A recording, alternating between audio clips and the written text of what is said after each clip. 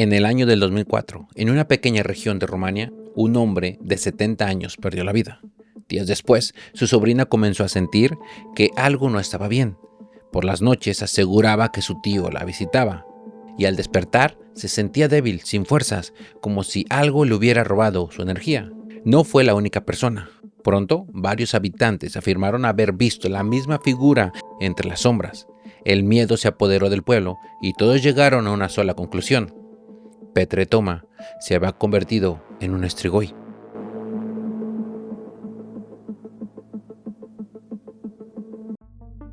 Las historias de seres que absorben energía o plasma humano existen en casi todas las culturas alrededor del mundo.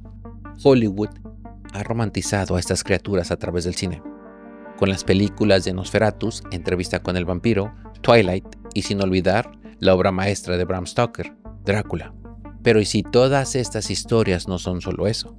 ¿Y si detrás del mito existe la posibilidad de que estos seres oscuros realmente caminaron entre nosotros? En la antigua Mesopotamia se habla de la Mashtu, una criatura femenina hija del dios Anu, que merodeaba entre los ríos Tigris y Éufrates, la actual región de Irak. Se decía que bebía el plasma de los niños y robaba la energía de los recién nacidos. En las tablillas sumerias era representada como un ser híbrido, mitad mujer y mitad bestia, con alas, garras y colmillos. Las madres colgaban amuletos en las puertas para mantenerla alejada.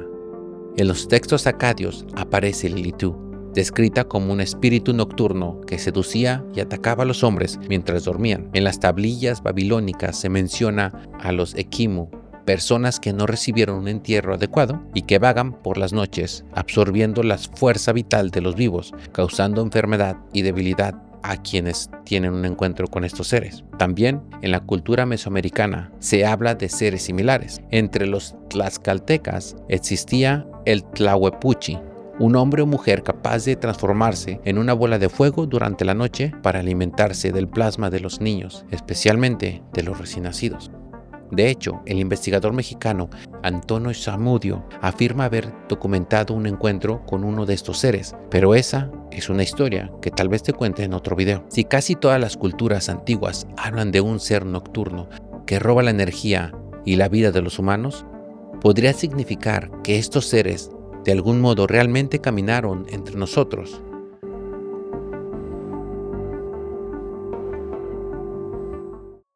En ocasiones, los mitos y las leyendas van más allá de una simple historia. Lo que en muchas culturas se conocía como seres que absorbían energía o el plasma de las personas, adaptó distintos nombres con el paso del tiempo. En Mesopotamia se llamaban Lamashtu, en Babilonia se les conocía como Ekimu, y en las antiguas tierras de Mesoamérica, esto en México, los tlaxcaltecas lo llamaban Tlahuepuchi. Pero en una fría región de Europa, siglos más tarde, estos mismos seres serían conocidos bajo un nombre que se haría inmortal: vampiros. Criaturas que, según las historias transmitidas de generación en generación, no solo se alimentaban de plasma, sino de algo más profundo, de la energía vital de los seres humanos. Para muchos, todo esto pertenece al folclore antiguo o supersticiones que quedaron enterradas entre las paredes de los castillos de Rumania. Pero los mitos a veces no mueren, solo esperan. Esperan el momento en volver desde las sombras, para recordarnos que no todo lo que llamamos leyenda está completamente muerto. En las frías tierras de Rumania, en vísperas de Navidad del año 2003, el pueblo de Marotinu de Sus, al sur del país, se preparaba para despedir a uno de sus habitantes, Petre Toma, un hombre de 76 años que había muerto de cáncer. No era conocido por ser violento ni peligroso, solo un hombre de carácter fuerte, de los que habían en esa región, quien bebía y contaba historias junto al fuego en vísperas de un invierno frío. Nadie habría imaginado que su muerte marcaría el inicio de uno de los casos más inquietantes del siglo XXI. En Rumania, los rituales funerarios son tan antiguos como sus mismas montañas.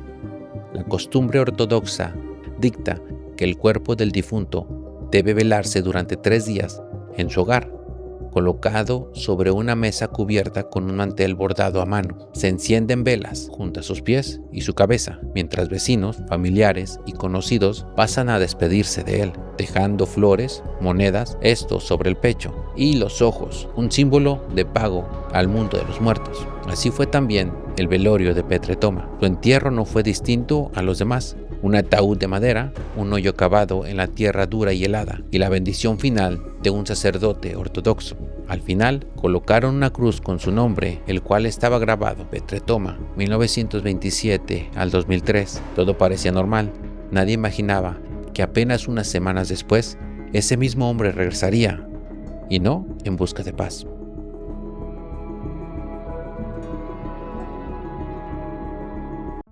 En las semanas siguientes, los familiares de Petre Toma visitaron su tumba, llevando pan consagrado y velas, como dictamina la costumbre local.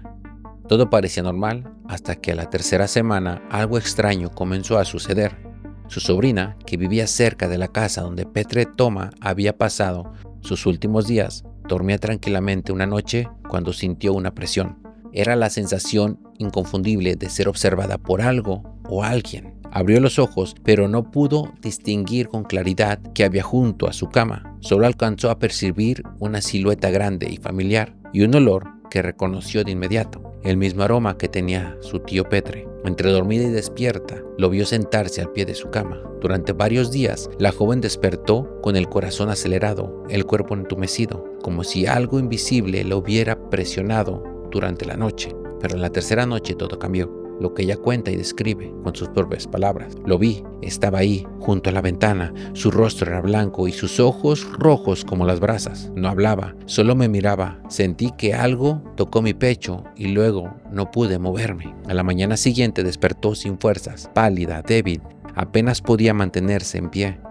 Cuando intentó explicarlo, solo pudo decir: fue como si algo me hubiera chupado el alma. Pero ella no sería la única víctima.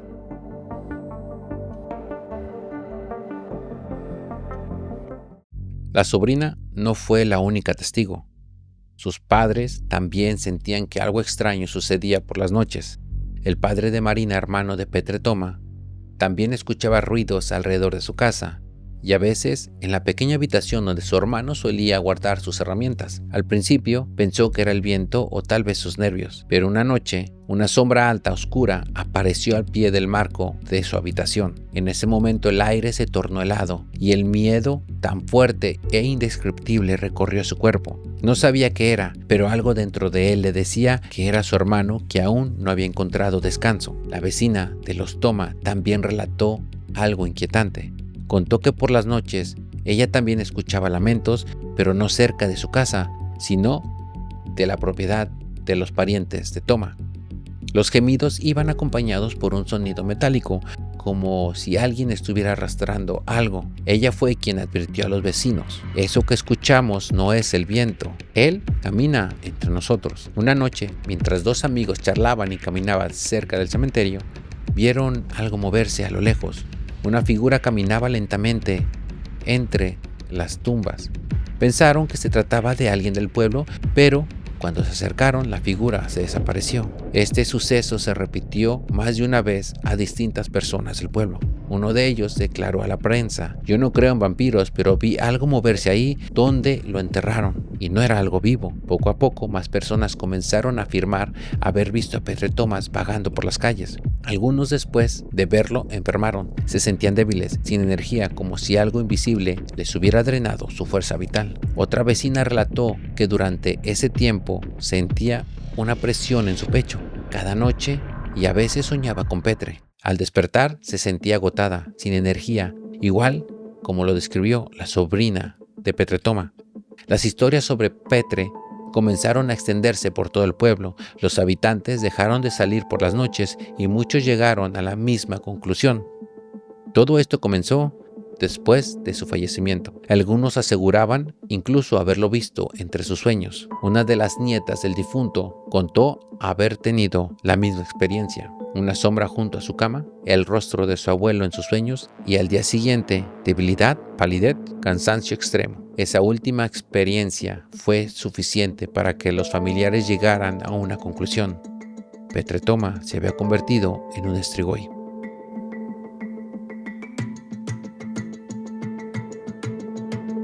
El nombre Strigoi proviene del latín, de striga, que significa ave nocturna devoradora de carne. Con el paso del tiempo, Este término comenzó a asociarse con los muertos que regresaban del más allá para robar la energía y en ocasiones el plasma de los vivos. En el folclore rumano existen dos tipos de strigoi. El strigoi vi, los vivos con poderes sobrenaturales. Estos seres pueden transformarse en animales como lobos, gatos, incluso insectos. Se dice que son capaces de causar enfermedades con el simple hecho de tocar a una persona. El strigoi morti, los muertos que regresan de la tumba, espíritus o cuerpos reanimados que atormentan a sus familiares, drenando su energía vital o su suerte. Pero ¿cómo saber si alguien se ha convertido en un strigoi después de morir? Según la tradición, había 4 señales inconfundibles. La primera, el cadáver parecía no descomponerse. La segunda, las uñas o el cabello parecían crecer. La tercera, que tuvieran rastros de plasma en su boca. El número 4, el cuerpo estaba boca abajo en señal de que se había movido. Y si se podía identificar estos strigoi, entonces debía existir también una manera de detenerlos. La verdad es que sí. Rumania conserva antiguos rituales destinados a romper el vínculo entre el strigoi y los vivos. Lo que ocurrió en el año 2004 en el pueblo de Marotinu de Sus fue la prueba más reciente de que algunas personas aún recuerdan esos rituales y no dudarían en usarlos si creyeran que uno de ellos se haya convertido en un strigoi.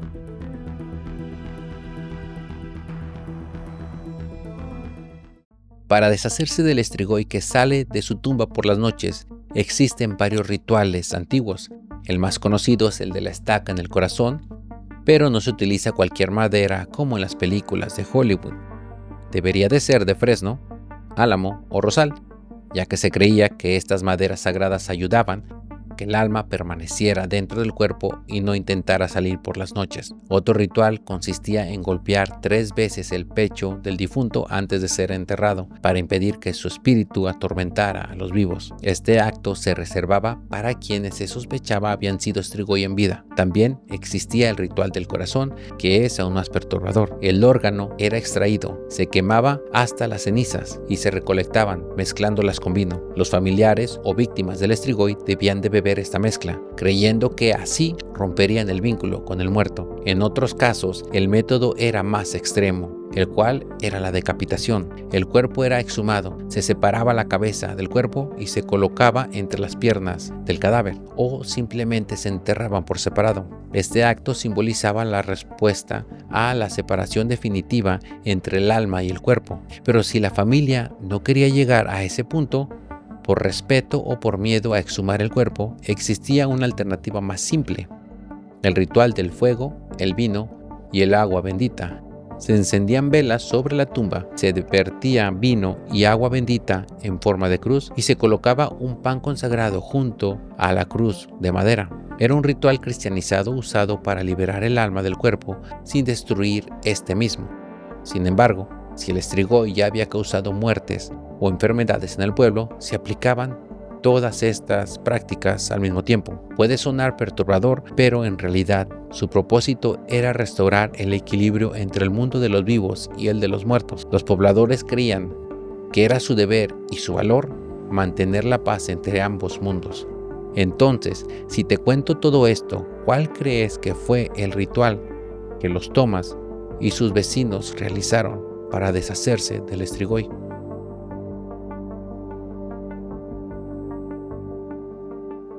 Las apariciones de Petre Thoma continuaban sucediendo hasta que uno de los familiares comenzó a enfermar. Este nuevo acontecimiento llevó a la familia a buscar ayuda en el sacerdote ortodoxo del pueblo, pidiéndole que realizara una misa de liberación para el alma de Petre, pero el sacerdote se negó. Dijo que tal acto contradecía la idea del descanso eterno y del juicio final. Además, el simple hecho de hablar de vampiros o strigoi era para la iglesia una herejía. Creer en tales cosas era considerado paganismo y abrir la tumba de un difunto un sacrilegio. El sacerdote simplemente le respondió: si tienen miedo, recen, y si dudan, confiésense.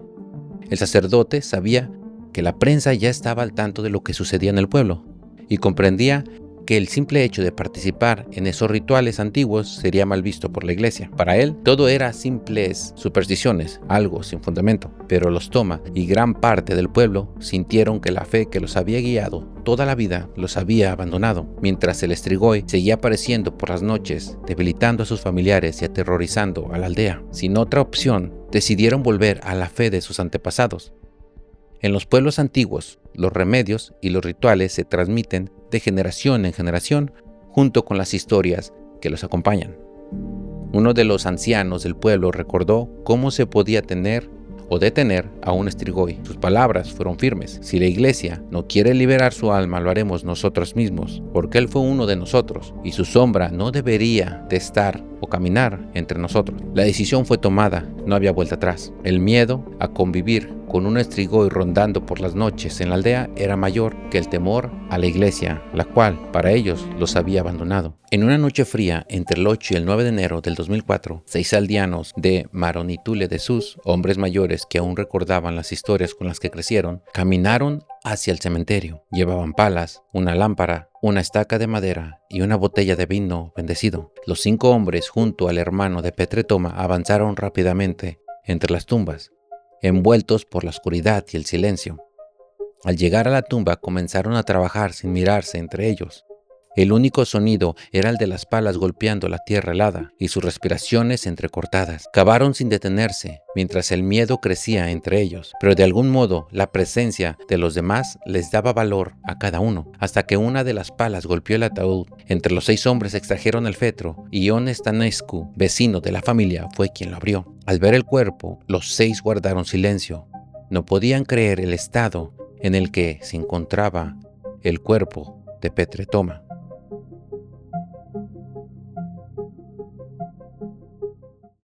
Lo que los ojos de aquellos 6 hombres vieron esa noche fue algo que ninguno de ellos olvidará jamás. El cuerpo de Petre Thoma, a pesar de haber pasado más de un mes bajo tierra, estaba demasiado bien conservado. La piel tenía un tono rosado, las uñas y el cabello habían crecido, y en la comisura de su boca había una gota oscura, espesa, que todos reconocieron de inmediato. Parecía plasma humano. Uno de los hombres juró haber visto cómo los ojos de Petre Thoma se movían, como si los observara desde la oscuridad. El que sostenía la pala la soltó y dio 2 pasos hacia atrás, mientras otros comenzaron a rezar en voz baja. El hermano de Petre, George Thoma, rompió el silencio con una frase que erizó la piel: mírenlo, él no descansa en paz. Eso que miran ahí no es carne muerta. En ese instante, el miedo se transformó en certeza. Petre Thoma se había convertido en un Strigoi. Rápidamente, 2 hombres sujetaron el cuerpo, uno de los brazos y otro de los pies. El hermano, con la hoz en la mano, rompió la camiseta del difunto y sin dudarlo la hundió en el pecho. Un líquido oscuro brotó del cuerpo y todos contuvieron el aliento. Para ellos, eso confirmaba su temor. Un cuerpo muerto no sangra. Lil Nitu, otro de los presentes, introdujo la mano en la herida, tocó el corazón y lo sintió blando y cálido, no seco ni frío como debería de estar. Los 6 hombres salieron de la zanja con el corazón en las manos y se dirigieron hacia una hoguera que habían preparado antes de la exhumación del cuerpo. Ahí comenzó el ritual. Mientras las llamas ardían, uno de ellos vertió vino consagrado sobre las llamas y el corazón. Al principio, el humo se volvió negro, pero poco a poco cambió a un blanco brillante. Para ellos, aquel cambio de color significaba que el alma estaba siendo purificada. Sintieron como el aire se volvía más limpio, como si una presencia invisible se hubiera desvanecido de entre ellos. Observaron en silencio cómo el corazón se consumía lentamente entre las llamas hasta que solo quedaron cenizas. Colocaron esas cenizas sobre un paño limpio, las mezclaron con agua y vino bendito y las dieron a beber a la sobrina enferma, Marilena. Su padre y su madre también bebieron de esta mezcla, temiendo que el Strigoi cambiara de víctima. Al día siguiente, el pueblo amaneció más tranquilo. Los animales estaban más tranquilos.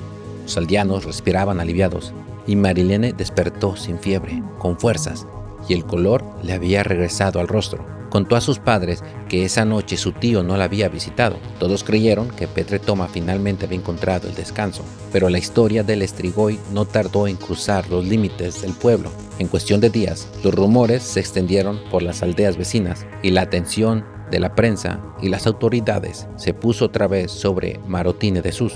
La tranquilidad, una vez más, estaba a punto de desaparecer.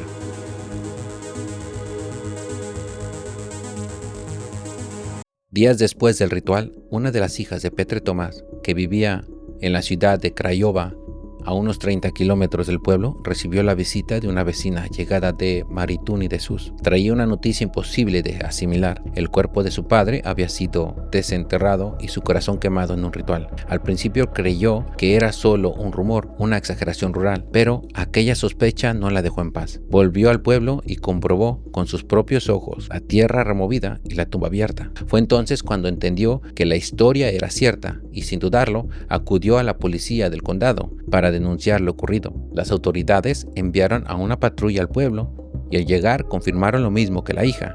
La tumba había sido violada. Comenzó entonces una investigación minuciosa del suceso. Al principio, nadie quería hablar. El silencio cubría el pueblo entero. Pero, finalmente, los 6 hombres confesaron el ritual. Afirmaron que lo habían hecho para salvar una vida, no por maldad. Los 6 fueron arrestados y trasladados a Craiova. Para entonces, la historia ya se había extendido por toda Europa. Medios como la BBC News y The Independent publicaron titulares como «Aldeanos desentierran a un vampiro para impedir que atormente a los vivos», o con otro titular con «El último vampiro de Europa». El juicio de los 6 aldeanos de Maritule de Sus comenzó en marzo del 2004 y duró apenas unos meses. Todos admitieron haber exhumado el cuerpo de Petre Tomás y quemado su corazón, alegando que actuaron por creencia, no por crueldad. El tribunal del condado de Diog los declaró culpables de profanación de tumbas, pero los exhumaron de prisión debido a su edad y a su cooperación con las autoridades.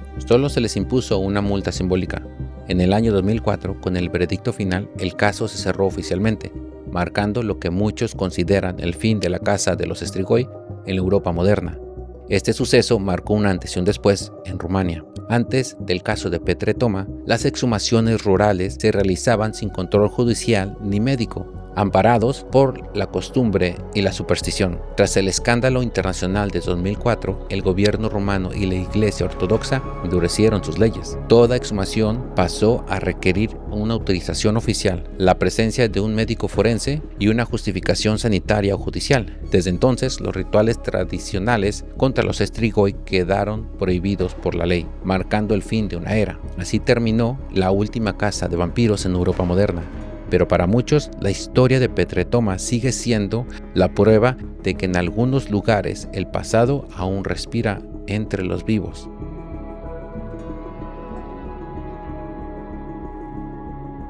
Los 6 hombres juraron que el cuerpo de Petre Tomás no parecía estar descompuesto. Seguía teniendo un color vivo, que tenía un tipo de sangre o plasma junto a su boca y que su corazón aún se sentía blando, casi tibio. Pero si dejamos el miedo a un lado y lo miramos desde un punto más lógico, la ciencia sí tiene una explicación para todo esto. En invierno, con el frío de Rumania, los cuerpos pueden tardar mucho más en descomponerse.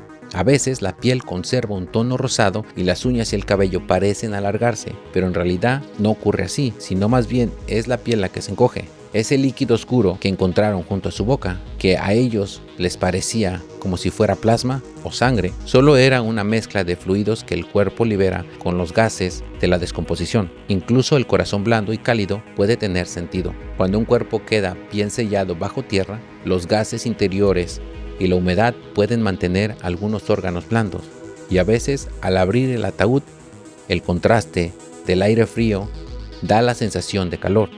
Nada sobrenatural, solo biología. Pero claro, para quienes vivieron esto, la ciencia no basta. Las pesadillas, la fiebre, las visiones, todo esto puede sonar como un caso de histeria colectiva. Algo que sucede cuando un grupo de personas vive bajo el mismo miedo, se sugestionan mentalmente entre sí y terminan creyendo que lo imposible es real. Y aunque los expertos digan que pudo haber sido una histeria colectiva o una simple superstición, después del ritual, el miedo desapareció. Las familias volvieron a dormir tranquilas, los animales se calmaron y el pueblo finalmente encontró la paz. Tal vez esa es la parte que olvidamos cuando tratamos de explicar todo con ciencia. A veces, lo que cura no es entender, sino creer que el mal finalmente se ha ido. Si llegaste hasta el final del video, quiero darte las gracias. Espero que este contenido sea de tu agrado. Finalmente hemos llegado a los 300 seguidores y vamos por esa meta de 500 antes de que termine el año. Si te gusta este contenido, dale like. Si te fascina lo que es el misterio, compártelo con otras personas como tú y como yo. Te doy las gracias y espero que el siguiente video también te guste. Nos vemos hasta la próxima y recuerden que este canal es para aquellos curiosos que aman el misterio y creen que lo imposible tiene una posibilidad en el mundo que hoy vivimos.